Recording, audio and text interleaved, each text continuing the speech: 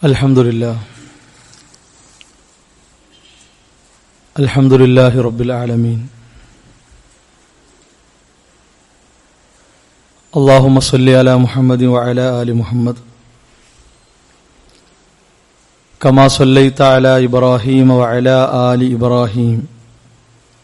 Innaka Hamidun Majid. Allahumma barik ala Muhammadin wa ala ali Muhammad.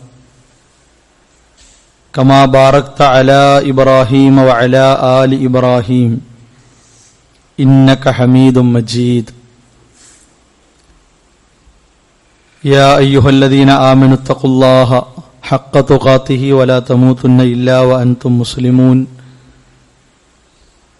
يا أيها الناس اتقوا ربكم الذي خلقكم من نفس واحدة وخلق منها زوجها وبث منهما رجالا كثيرا ونساء واتقوا الله الذي تساءلون به والأرحام إن الله كان عليكم رقيبا يا أيها الذين آمنوا اتقوا الله وقولوا قولا سديدا يصلح لكم أعمالكم ويغفر لكم ذنوبكم ومن يطع الله ورسوله فقد فاز فوزا عظيما.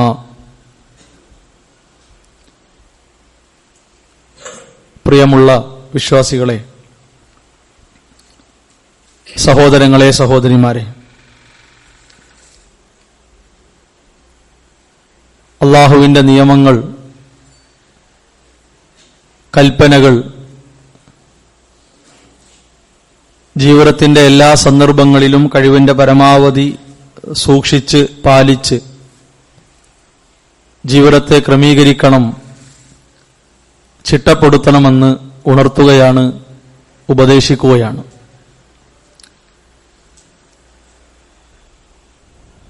അല്ലാഹു സുബ്ഹാനഹു വ തആല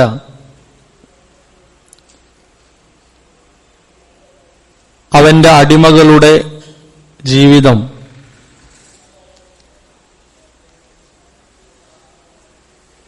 ചിട്ടയോടെയും വിശുദ്ധിയോടെയും മുന്നോട്ട് കൊണ്ടുപോകേണ്ടതിനാവശ്യമായ നിയമങ്ങളും നിർദ്ദേശങ്ങളും വിശുദ്ധ ഖുർആനിലൂടെയും നബി സല്ലല്ലാഹു അലൈഹി വസല്ലമയുടെ ജീവിതത്തിലൂടെയും ഏതൊരാൾക്കും മനസ്സിലാക്കാനും ഉൾക്കൊള്ളാനും ഉതകുന്ന രൂപത്തിൽ പഠിപ്പിച്ചതായി, വ്യക്തമാക്കി തന്നതായി കാണാൻ സാധിക്കും. യഥാർത്ഥത്തിൽ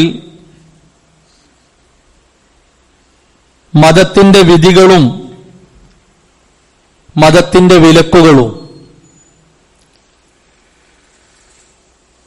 നമ്മുടെ മനസ്സിനെ പൂർണ്ണ ആരോഗ്യത്തോടെ മരണം വരെ നിലനിർത്താൻ പ്രാപ്തമായ മരുന്നുകളാണ് എന്ന കാര്യത്തിൽ സംശയമില്ല. ശാരീരികമായി ഉണ്ടാകുന്ന അസ്വസ്ഥതകൾ, അലട്ടലുകൾ, വ്യത്യസ്തങ്ങളായ രോഗങ്ങൾ, വേദനകൾ, ഇതിനെല്ലാം നമുക്ക് പല നിലക്കുള്ള മരുന്നുകൾ ആവശ്യമാണ്. സമീപത്തുള്ള ഡോക്ടറുടെ നിർദ്ദേശപ്രകാരം വ്യത്യസ്ത വിലകളുള്ള മരുന്നുകൾ നാം കൈപ്പറ്റുന്നു.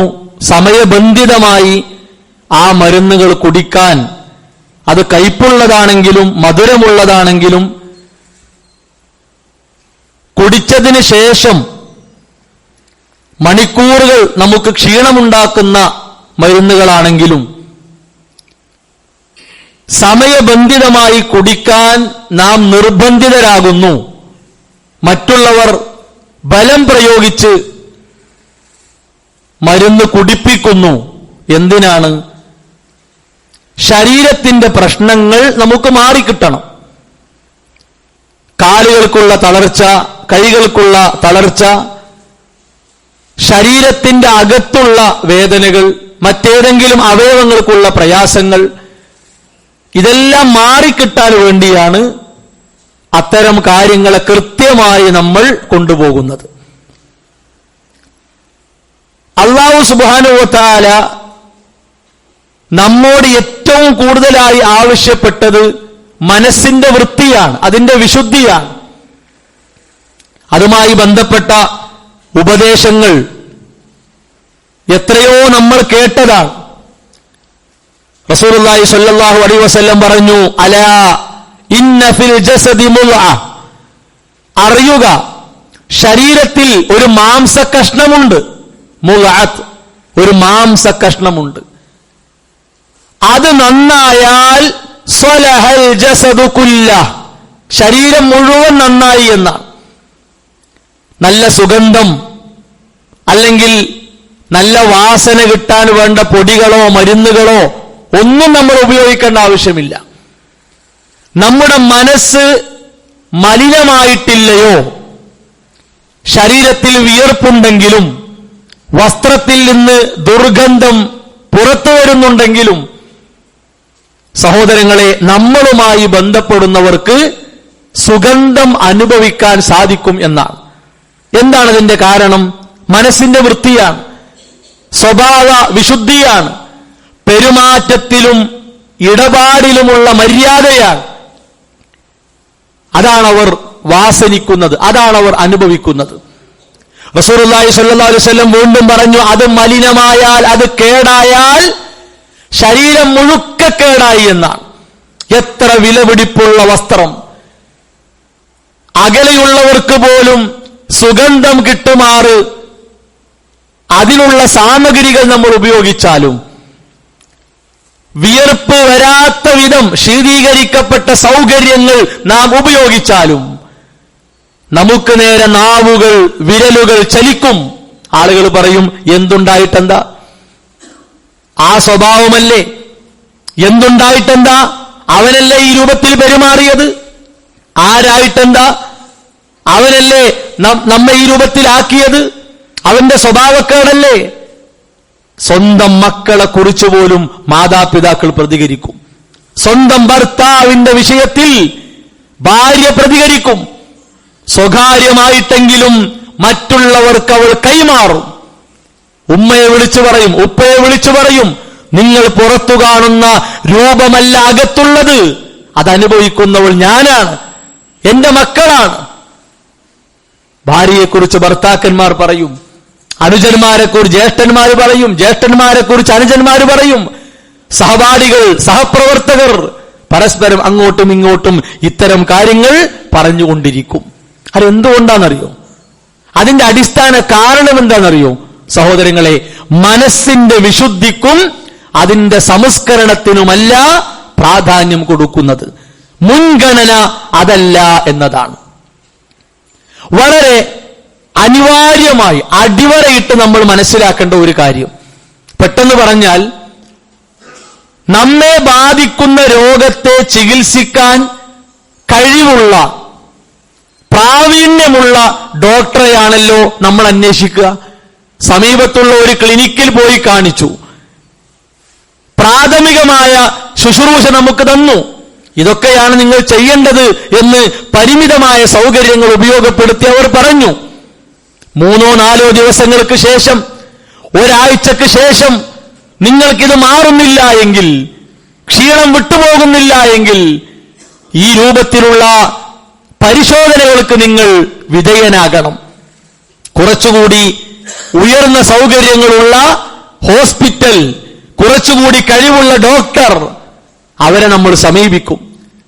നമ്മുടെ ശരീരം പരിശോധനയ്ക്ക് വിധേയമാക്കപ്പെടും. വേദനയുടെ കാരണം പഴുപ്പാണോ, ചതവാണോ, പൊട്ടലാണോ, ആ പരിശോധനയിലൂടെ തെളിഞ്ഞു വരും. അനിവാര്യമായ മരുന്നുകൾ നമ്മൾ സ്വീകരിക്കും. നോക്കൂ നിങ്ങൾ, നമ്മൾ അറിയാതെ എന്നുവേണ്ട, നമ്മൾ അറിഞ്ഞുകൊണ്ട് നാം ഇതുവരെ കാണാത്ത മനസ്സാകുന്ന അവയവത്തെ ബാധിക്കുന്ന മാലിന്യങ്ങൾ എത്രയാണ്. ഓരോ സെക്കൻഡുകളിലും നമ്മുടെ മനസ്സിനെ പിടികൂടുന്ന ആ മനസ്സിൽ പറ്റിപ്പിടിച്ചു കിടക്കുന്ന പൊടിപടലങ്ങൾ, മാലിന്യങ്ങൾ എത്രയാണ്? വളരെ ഗൗരവത്തോടെ നമ്മൾ ആലോചിക്കണം. ഒരു പൊടി പിടിച്ച റോഡിലൂടെ, തിരക്കുള്ള അങ്ങാടിയിലൂടെ വാഹനങ്ങൾ അങ്ങോട്ടും ഇങ്ങോട്ടും വേഗത്തിൽ പോകുമ്പോൾ നമുക്കു നേരെ പാറി വരുന്ന പൊടികൾ, ആ പൊടികളെ കൈകൾ കൊണ്ട് തടുക്കുന്നു, കയ്യിലുള്ള സംവിധാനങ്ങൾ ഉപയോഗിച്ച് നമ്മൾ തടുക്കുന്നു, മുഖം തിരിച്ചു കളയുന്നു. എന്തേ? നമ്മുടെ ദേഹത്തേക്ക് ആ പൊടിപടലങ്ങൾ പറ്റാതിരിക്കാൻ, നമ്മുടെ കണ്ണുകളിൽ അത് പറ്റാതിരിക്കാൻ, നമ്മുടെ മൂക്കിലൂടെ അത് കയറിപ്പോകാതിരിക്കാൻ നമുക്കൊരു പേടിയാണ്. ആ പൊടിപടലങ്ങൾ എന്റെ ശരീരത്തിൽ ബാധിച്ചാൽ ചൊറിച്ചിലുണ്ടാകും, എന്റെ വൃത്തിയെ അത് കേടുവരുത്തും, എന്റെ വസ്ത്രത്തെ അത് മലിനമാക്കും. എത്ര ലളിതമായ ഒരു കാര്യമാണ്, പെട്ടെന്ന് മനസ്സിലാക്കാലോ. സഹോദരങ്ങളെ, വീട്ടിലാണെങ്കിലും അങ്ങാടിയിലാണെങ്കിലും ജോലിസ്ഥലത്താണെങ്കിലും പഠന മേഖലയിൽ, പഠന സ്ഥാപനത്തിലാണെങ്കിലും നമ്മുടെ മനസ്സിനെ ബാധിക്കുന്ന രോഗാണുക്കൾ എത്രയാണ്?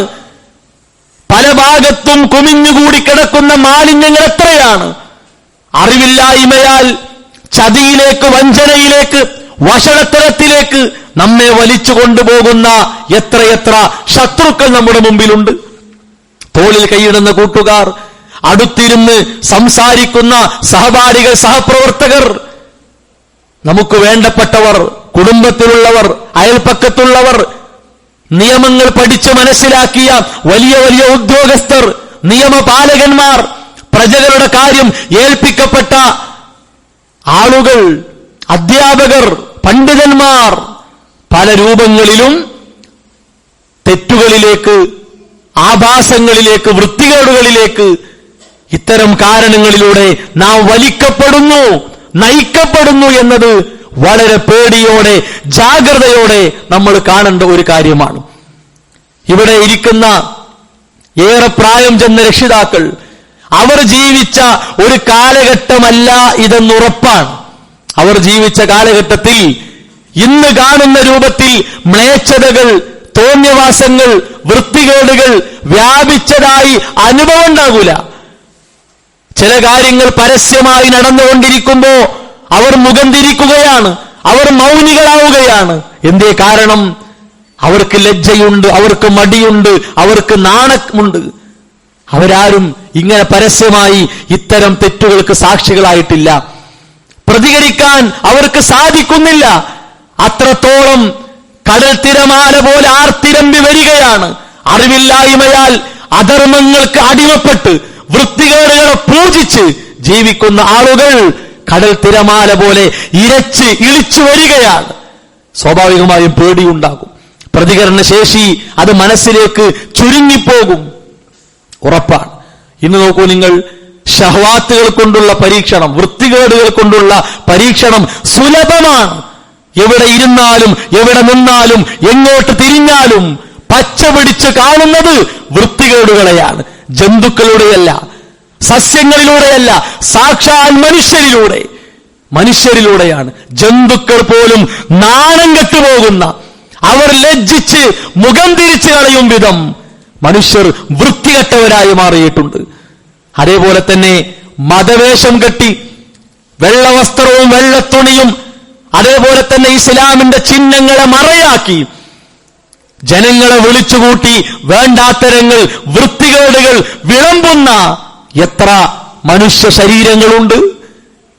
ഇവ രണ്ടിന്റെയും ഇടയിൽ നല്ല ഒരാളായി, മധ്യമ നിലപാടുള്ള ഒരാളായി, കാര്യങ്ങളെ അന്വേഷിച്ച് പഠിച്ച് മനസ്സിലാക്കുന്ന ഒരാളായി നമ്മുടെ ജീവിതത്തെ മുന്നോട്ട് നയിക്കുക എന്നത് അല്പം പ്രയാസകരമായ കാര്യം തന്നെയാണ്. വിശുദ്ധ ഖുർആൻ വളരെ ഗൗരവത്തിൽ പറഞ്ഞു, വഇന്ന കസീറൻ ലയുളില്ലൂന ബിഅഹ്വാഇഹിം. അധികം ആളുകളും ദേഹേച്ഛകൾ കൊണ്ട്, തന്നിഷ്ടങ്ങൾ കൊണ്ട് ജനങ്ങളെ പിഴപ്പിക്കുകയാണ്, ജനങ്ങളെ തെറ്റിക്കുകയാണ്. എന്താണ് അവർക്കുള്ള തെളിവ്? അവരുടെ മനസ്സിൽ ഉരുണ്ടുകൂടി വന്ന കാര്യങ്ങളാണ് അവർക്കുള്ള തെളിവ്. ഓരോ സമയത്ത് ഓരോ താല്പര്യങ്ങളാണ്, ഓരോ ഇഷ്ടങ്ങളാണ്. ബിഗൈരി ഇൽമിൻ, അറിവില്ല, ജ്ഞാനമില്ല, വിവേകമില്ല. എന്തിനെ കുറിച്ചാണ് അറിവില്ലാത്തത്? മഹാനായ ശൈഖ് നാസിർ സഅദി റഹിമഹുല്ലാ ഈ ആയത്തിന് വിശദീകരിക്കവേ പറഞ്ഞു, അന്ന ദഅവതഹും ഗൈറു മബ്നിയ അലാ ബുർഹാൻ. കൃത്യമായ തെളിവില്ലാതെയാണ് ഇത്തരം ആളുകൾ അവരുടെ വാദഗതികളെ, അവരുടെ വിശ്വാസങ്ങളെ പടുത്തുയർത്തിയിരിക്കുന്നത്. വലാലഹും ഹുജ്ജാ ശർഇയ്യ, മതപരമായ പ്രമാണമില്ല, ഒരായത്തില്ല, ഒരായത്തിന്റെ അരിവരിയില്ല, ഒരായത്തിലെ ഒരു പദം പോലും വൃത്തികേടുകളെ വെളുപ്പിക്കാൻ തെളിവായി കിട്ടൂല. കള്ളിനെ അനുവദിക്കാൻ, വ്യഭിചാരത്തെ അനുവദിക്കാൻ, മ്യൂസിക്കിനെ അനുവദിക്കാൻ, പലിശയെ അനുവദിക്കാൻ വിശുദ്ധ ഖുർആനിലെ എല്ലാ ആയത്തുകളും എടുക്കുക, ഒരൊറ്റ ആയത്ത് കിട്ടൂല. റസൂലുള്ളാഹി സ്വല്ലല്ലാഹു അലൈഹി വസല്ലമയുടെ അധ്യാപനങ്ങളിൽ അതില്ല. കാരണം അത് പഠിപ്പിക്കാനല്ല, അത് വിരോധിക്കാനും അത് വിലക്കാനുമാണ് വിശുദ്ധ ഇസ്ലാമിന്റെ പ്രമാണങ്ങൾ. ഇനിയോ മതം കൊണ്ട് ജനങ്ങളെ പറ്റിക്കാൻ പറ്റോ? ഇല്ല. വിശ്വാസപരമായി, കർമ്മപരമായി ചൂഷണം ചെയ്യാൻ പറ്റോ? ഇല്ല. അതിനും തെളിവില്ല. കാരണം ആത്മീയ മേഖലയിലെ തട്ടിപ്പുകൾക്ക് കൂട്ടുനിൽക്കാത്ത മതമാണ് ഇസ്ലാം. എന്നാലോ ആത്മീയതയെ എങ്ങനെ വാർത്തെടുക്കണം എന്ന് പഠിപ്പിച്ച മതവുമാണ് ഇസ്ലാം. പ്രാർത്ഥനയിലൂടെ, സൽക്കർമ്മങ്ങളിലൂടെ, ജീവിതത്തെ നല്ല നല്ല ചിന്തകളിലൂടെ കൊണ്ടുപോയി നമ്മുടെ മനസ്സിനെ വിശുദ്ധമാക്കണം, നമ്മുടെ മനസ്സിനെ മാലിന്യങ്ങളിൽ നിന്ന് മുക്തമാക്കണം. എന്നിട്ട് പറഞ്ഞു വൈന്നമാ യൂജദു ലഹും, അവർ കാരണം ഉണ്ടാകുന്നതോ അവ്യക്തതകളാണ്. ഈ പറയുന്നവർക്ക് തന്നെ ഇത് വ്യക്തമാക്കി തരാൻ കഴിയുന്നില്ല.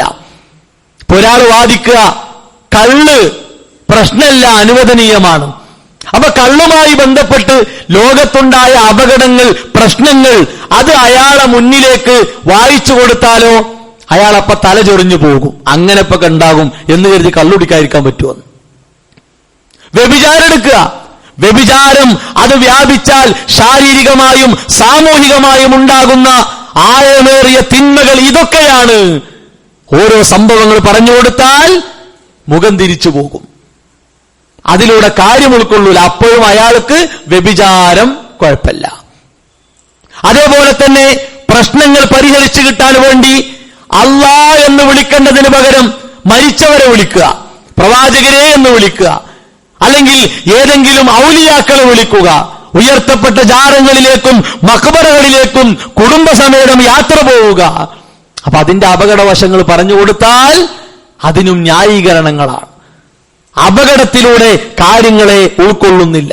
അതുകൊണ്ടാണ് ശൈഖ് ഇവിടെ പ്രത്യേകം പറഞ്ഞു, അവരുടെ ഖാസിറായ, അവരുടെ ദുർബലമായ അഭിപ്രായങ്ങൾ ഫഹാഉലായി മുഅ്തദൂന അലാ ശർഇല്ലാ വഅലാ ഇബാദില്ലാ, അതിരുവിട്ടവരാണ്.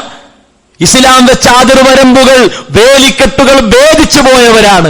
വല്ലാഹു ലാ യുഹിബ്ബുൽ മുഅ്തദീൻ, അതിരുവിട്ടവരെ അല്ലാഹു ഇഷ്ടപ്പെടുകയില്ല. ഓരോന്നിനും അല്ലാഹു ഒരു വരമ്പിട്ടിട്ടുണ്ട്, കൃത്യമായ ഒരു അതിര് വെച്ചിട്ടുണ്ട്. അതിന്റെ അപ്പുറം നമ്മൾ പോകണ്ട. എന്തുകൊണ്ട്? അല്ലാഹു വെച്ച അതിർത്തിയിലേക്ക് പോലും ഇസ്ലാമിനെ പഠിച്ചു എത്താൻ നമ്മുടെ ആയുസ്സിനുള്ളിൽ കഴിയില്ല. അതുറപ്പാണ്. നമ്മുടെ ആയുസ്സിനുള്ളിൽ ഇസ്ലാം എന്ന ഈ ലോകത്തെ പൂർണ്ണമായും കണ്ടുമുട്ടി അതിന്റെ അവസാനത്തിൽ കാലുവെക്കാൻ നമുക്ക് സാധിക്കൂല. അത്ര ദുർബലമായ ആയുസ്സാണ് അല്ലാഹു നമുക്ക് തന്നത്. ശേഷം അദ്ദേഹം പറഞ്ഞു, ബിഖിലാഫിൽ ഹാദീനൽ മുഅ്തദീന, നേർമാർഗം പ്രാപിച്ചവർക്ക് വിപരീതമാണവർ. ഫഇന്നഹും യദ്ഊന ഇലൽ ഹഖ് വൽ ഹുദാ, നേർമാർഗത്തിലൂടെ സഞ്ചരിക്കുന്നവർ സത്യത്തിലേക്കും സന്മാർഗത്തിലേക്കും ജനങ്ങളെ വിളിക്കുന്നവരാണ്. വയുഅയ്യിദൂന ദഅവതഹും ബിൽ ഹുജജിൽ അഖ്ലിയ വൻ നഖ്ലിയ, കൃത്യമായ തെളിവിലൂടെ, ആർക്കും മനസ്സിലാകുന്ന തെളിവിലൂടെ, അത് ഭൗതികമായ തെളിവാകട്ടെ മതപരമായ തെളിവാകട്ടെ, അത് രണ്ടും കാണിച്ചു കൊടുത്തുകൊണ്ട് അള്ളാഹുവിന്റെ മാർഗത്തിലേക്ക് ജനങ്ങളെ വിളിക്കുന്നവർ. വലാ യത്തബിഊന ഫീ ദഅവതിഹിം ഇല്ലാ റിളാ റബ്ബിഹിം, ഈ ദഅവത്ത് കൊണ്ട്, ഈ പ്രബോധനം കൊണ്ട് അങ്ങാടികളിലൂടെ, വീട് വീടാന്തരം കയറിയിറങ്ങി, പ്രഭാഷണങ്ങളിലൂടെ, എഴുത്തുകളിലൂടെ, മറ്റു പല കാര്യങ്ങളിലൂടെയും അള്ളാഹുവിന്റെ ദീനിലേക്ക് ജനങ്ങളെ വിളിക്കുന്നവർക്ക് രണ്ട് ലക്ഷ്യമുള്ളൂ. ഒന്ന് അള്ളാഹുവിന്റെ തൃപ്തിയാണ്, വേറൊന്നും വേണ്ട. ഇവിടെ ആരും പൂമാലയിട്ട് സ്വീകരിക്കണ്ട, ഇവിടെ ആരും പൊന്നാടണിയിക്കേണ്ട ആവശ്യമില്ല. ഇവിടെ ഏതെങ്കിലും ഒരു മന്ത്രിസ്ഥാനത്തോ ഭരണസ്ഥാനത്തോ അവരെ കൊണ്ടുപോയി ഇരുത്തേണ്ടതില്ല. നാളെ അള്ളാഹുവിന്റെ കോടതിയിൽ വിജയിക്കണമെന്ന ഒറ്റ ആഗ്രഹം. വൽ ഖുർബി മിൻഹു, റബ്ബിലേക്ക് അടുക്കണം. സഹോദരങ്ങളെ, നമ്മുടെ തിരക്കിനിടയിൽ കുറഞ്ഞ നിമിഷങ്ങൾ മാറ്റിവെച്ച് ഒന്നാലോചിക്കുക. അള്ളാഹുവിന്റെ തൃപ്തിക്ക് വേണ്ടി നമ്മുടെ ശരീരത്തെ വിൽക്കാൻ, നമ്മുടെ ശരീരത്തെ ഒരു കച്ചവട വസ്തുവാക്കി വെക്കാൻ നമുക്ക് സാധിച്ചിട്ടുണ്ടോ? ആലോചിക്കണം. അള്ളാഹ്ക്ക് വേണ്ടി, ദുന്യാവിന് വേണ്ടിയല്ല. ഏത് പാതിരാത്രിയിലും നമ്മെ വിളിച്ചുണർത്തി അവന്റെ ഇഷ്ടങ്ങൾക്ക് വലിച്ചു കൊണ്ടുപോകുന്ന ഒരു സഹപാഠിക്ക് വേണ്ടിയല്ല, ഒരു കൂട്ടുകാരന് വേണ്ടിയല്ല.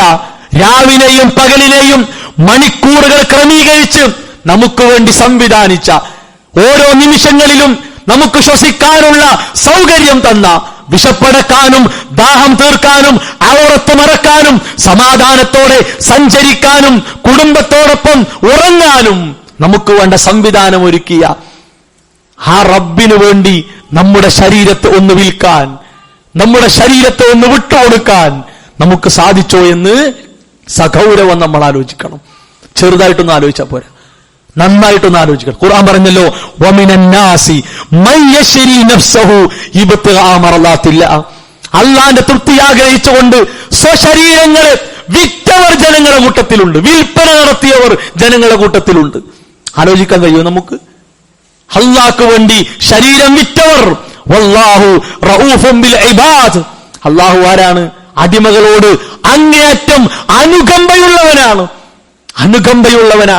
നമ്മൾ വിചാരിക്കും ഒരാൾ നമ്മളെ ചേർത്ത് പിടിച്ച് നെറ്റിത്തടത്തിൽ അല്ലെങ്കിൽ കവിളിൽ ഒരു ഉമ്മ വെച്ചാൽ, ഒന്ന് തലയിൽ തലോടിയാൽ അതാണ് ഏറ്റവും വലിയ സ്നേഹം.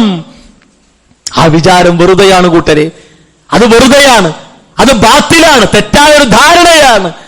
അതല്ല, നമ്മുടെ റബ്ബിനോളം നമ്മെ സ്നേഹിച്ച ഒരാൾ ഇല്ല, അതുറപ്പാണ്. അതുകൊണ്ടാണല്ലോ എല്ലാ നിലക്കും മാതൃകയുള്ള ഒരു ന്യൂനതയുടെ അംശം പോലും ജീവിതത്തിൽ കാണാൻ കഴിയാത്ത വിധം റസൂലുള്ളാഹി സ്വല്ലല്ലാഹു അലൈഹി വസല്ലമയെ റഹ്മത്തായി, കാരുണ്യമായി അള്ളാഹു നമുക്ക് തന്നത്.